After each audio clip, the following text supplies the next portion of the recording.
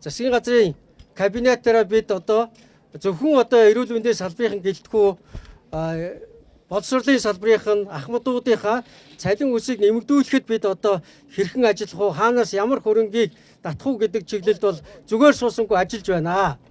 За эмч хүний хувьд ч гэсэн өнөөдөр бид өдөр болгон сурж байдаг, олон цаг хугацаагаар сурж мэдж бусдын төлөө хариуцлага хүлээн ажилладаг эрүүл мэндийн салбарын ажилчдын цалин 3.5 сая битгийл илүү ч хүртэл нэмэхийн төлөө хичээн ажиллаж байна.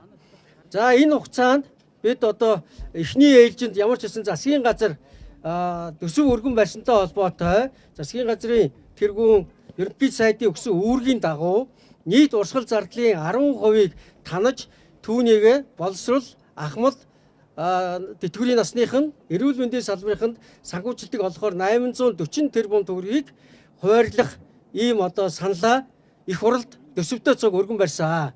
За энэ дотор бол одоо үндсэн цалин эрүүл мэндийн салбарын ажилчдын үндсэн цалин 15%. За ингээд дагалдах нэмэгдлүүдтэйгээ ингээд нэмэхээр санал өгсөн байгаа. Одоо улсын их хурлын төсвийн байнгын хороо, мэрэгжлийн байнгын хороодууд мөн энэс дээш нэмэхээр ажиллаж байгаа. За одоо энэ 15%-аас дээш нэмэхээр их хурлын гишүүд бас ажиллаж байгааг та бүхэн сонссон баг.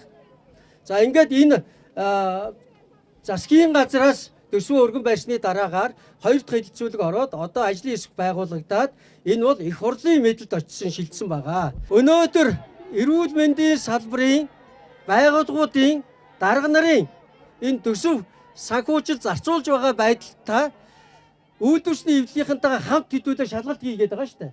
Та бүхэнд мэдээллийг ил тод гаргаж өгье. Хэдүүлээ хамт үзье. Хаана алдаа гараад ямар эмнэлгүүд нь нэмж болоод ямар нь нэмж болдгүй юм бэ? Ямар эмнэлэг нь хамгаалтын хувц сундраа өгч чадаад ямар нь өгч чаддгүй юм? Ямар эмнэлгүүд нь унаа хоолны зардаа өгч чадаад байдгийг? Ямар нь нийгмийн шимтгэлээ төлж чадахгүй байгаа? За энэ болгоныг бүгдээрээ хамтдаа тоо баримтаар нь харъя гэж хэлж байгаа шүү.